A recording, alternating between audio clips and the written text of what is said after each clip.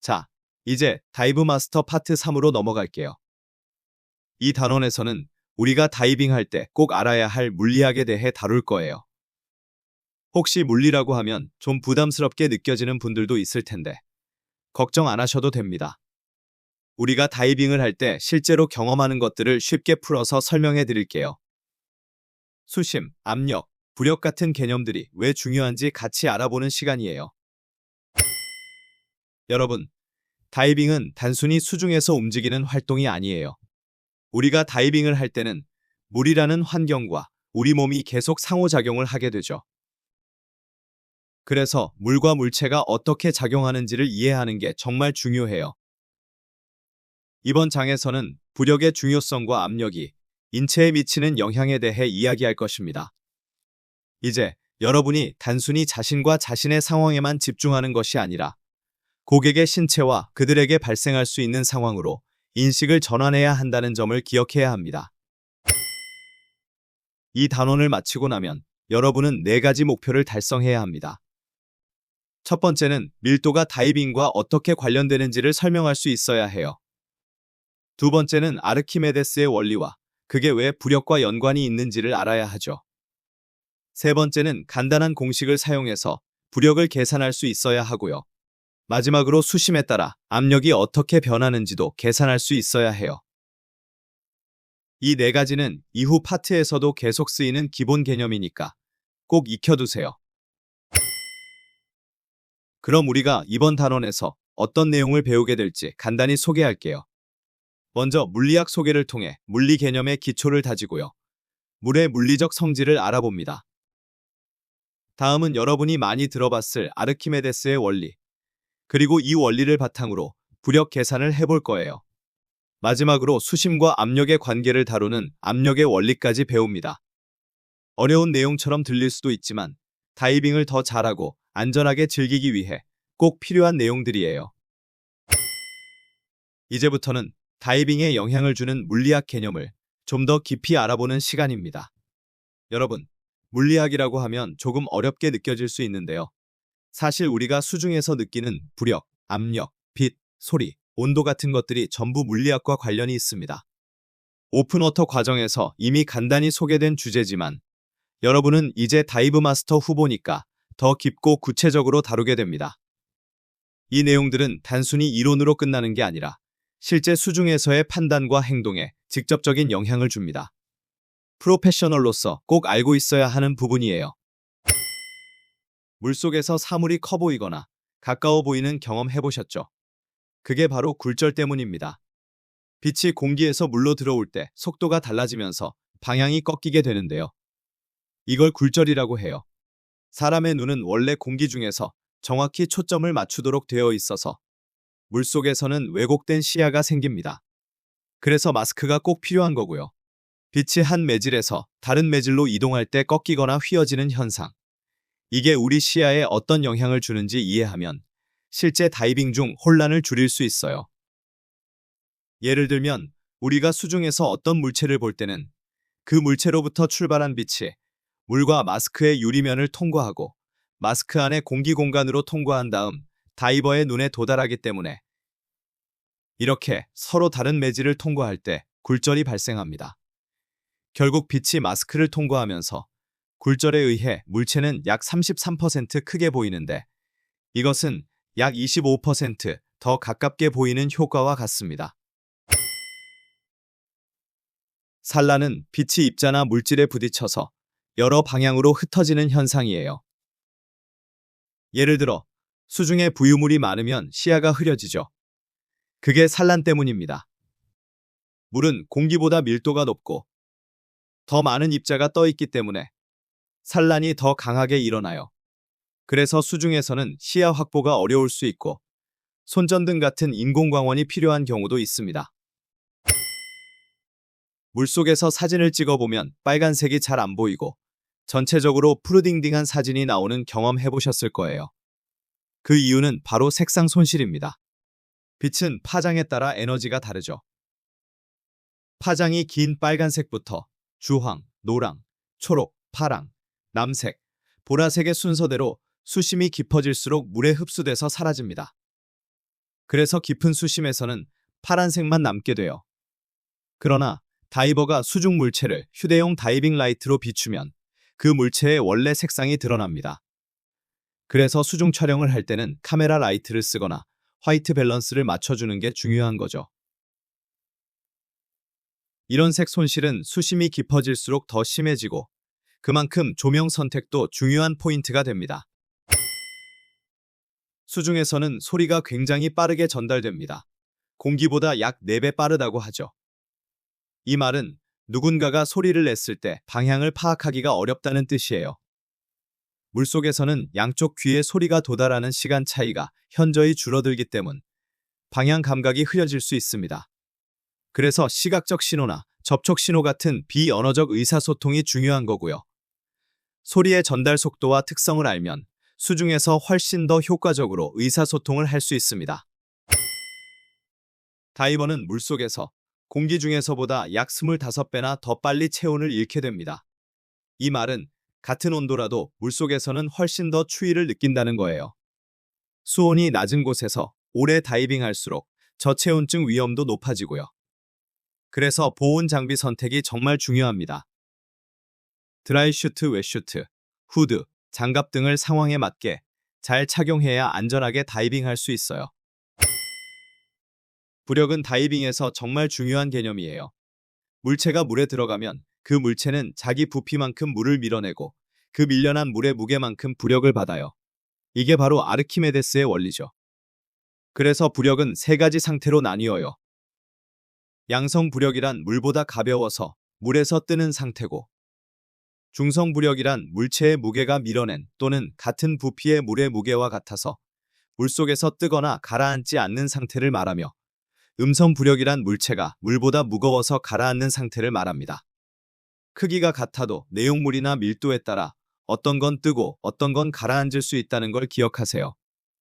예를 들면 골프공이랑 탁구공은 같은 크기인데 골프공은 가라앉고 탁구공은 뜨죠. 우리가 다이빙할 때는 항상 중성 부력을 유지하는 게 중요해요. 왜냐하면 떠오르지도 가라앉지도 않아야 안전하고 편하게 움직일 수 있거든요. 다이버는 부력을 조절하기 위해 3가지 요소를 사용합니다. 웨이트, 부력 조절기, 그리고 폐의 부피를 사용하는데 숨을 들이마시면 부력이 커지고 내쉬면 줄어들어요. 이걸로 부력을 아주 미세하게 조절할 수 있어요. 그리고 부력이란 물체가 밀어낸 물의 무게와 같기 때문에 예를 들어 바닷물은 민물보다 밀도가 높아서 같은 조건이라도 바닷물에서는 더 많은 부력을 받아요. 즉 다이버는 바닷물에서 부력이 더 크게 느껴집니다. 이번에는 부력을 계산하는 공식들을 볼게요. 물체의 부력을 결정하려면 몇 가지 중요한 정보가 필요합니다. 첫째, 물체의 무게를 킬로그램 또는 파운드 단위로 알아야 합니다. 다음으로 물체가 밀어낸 부피를 리터 또는 입방 피트 단위로 알아야 합니다. 마지막으로 물체가 잠겨있는 액체가 무엇인지 알아야 합니다.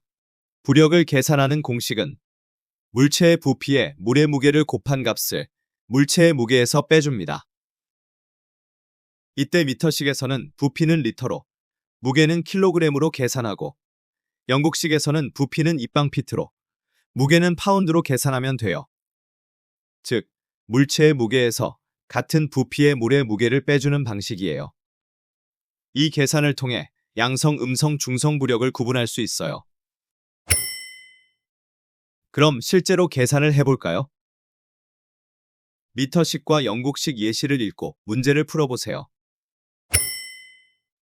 문제의 숫자를 하나씩 대입해볼까요?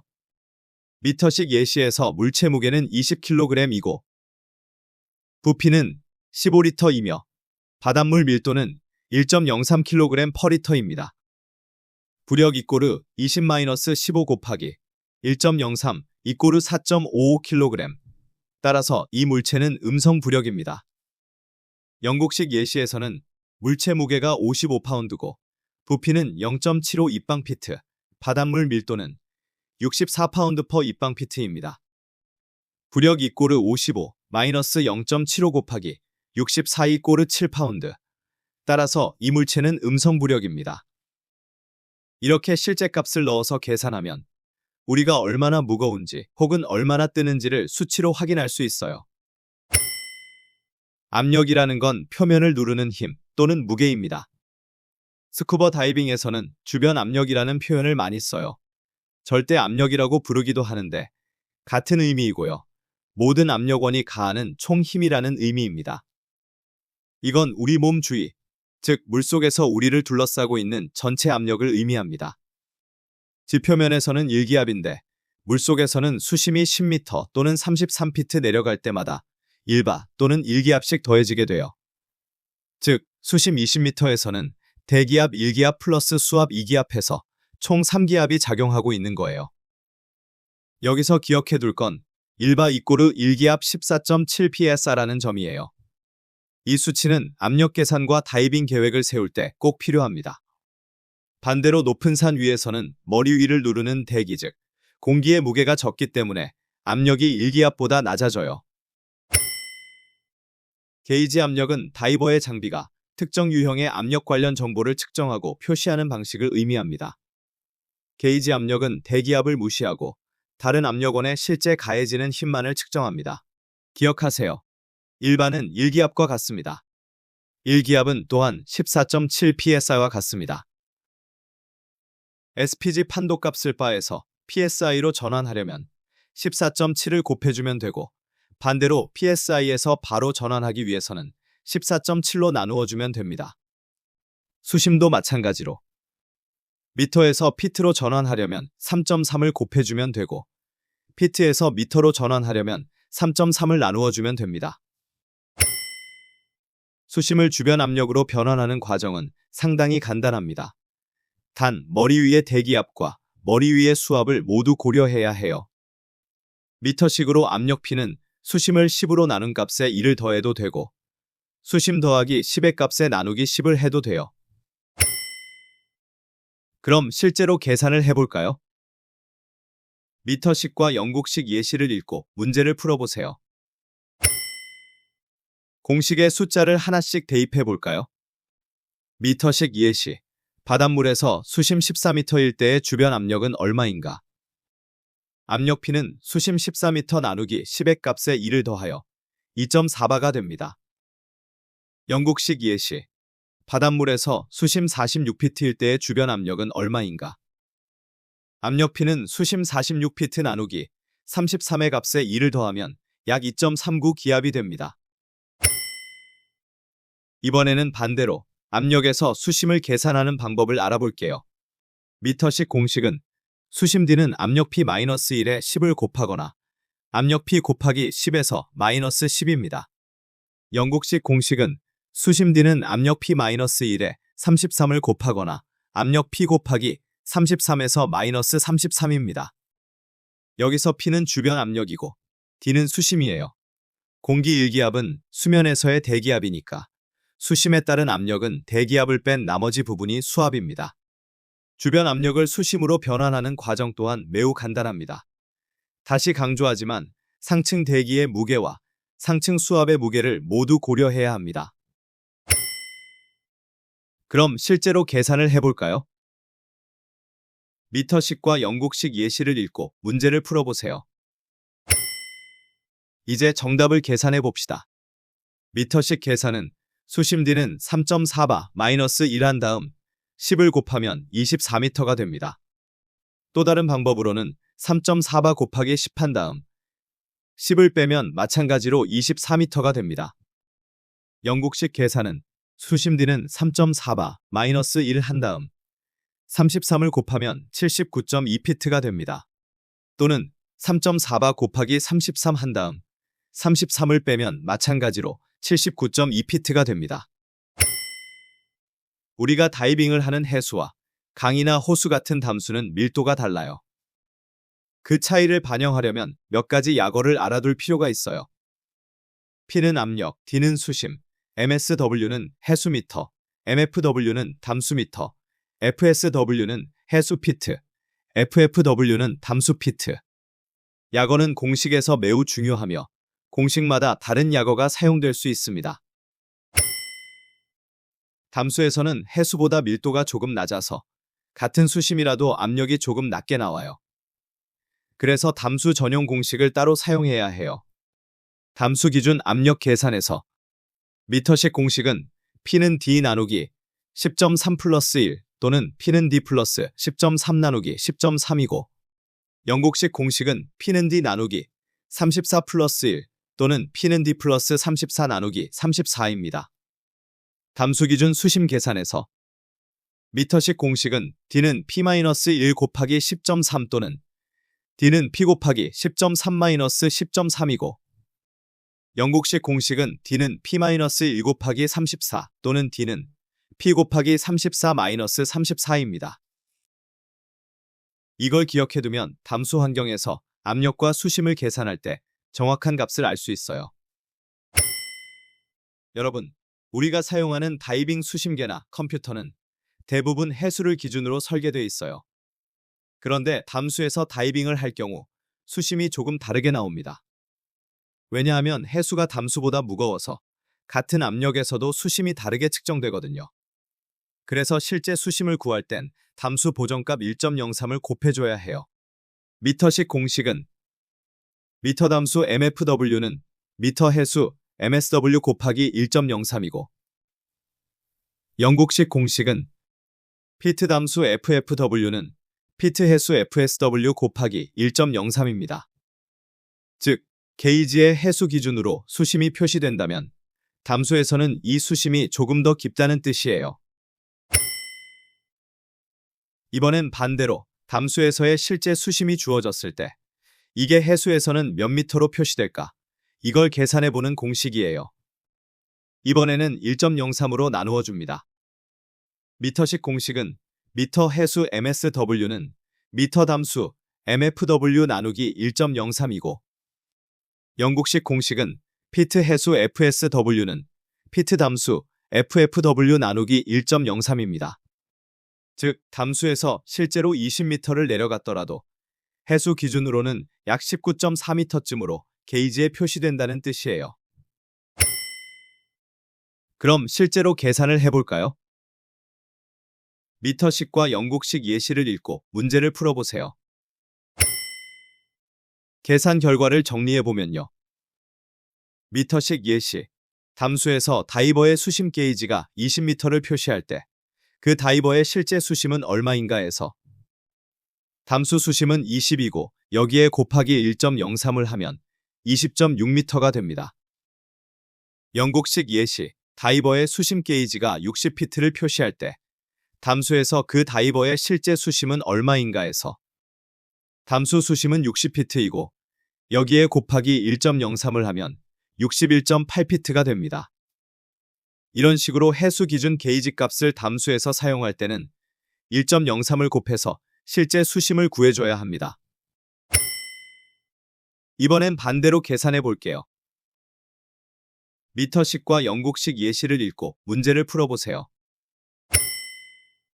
미터식 예시, 다이버가 담수에서 실제 수심 20m에 있을 때 수심 게이지에는 얼마로 표시될까는 미터식 공식에 대입하여 수심 20m 나누기 1.03하면 19.4m가 됩니다.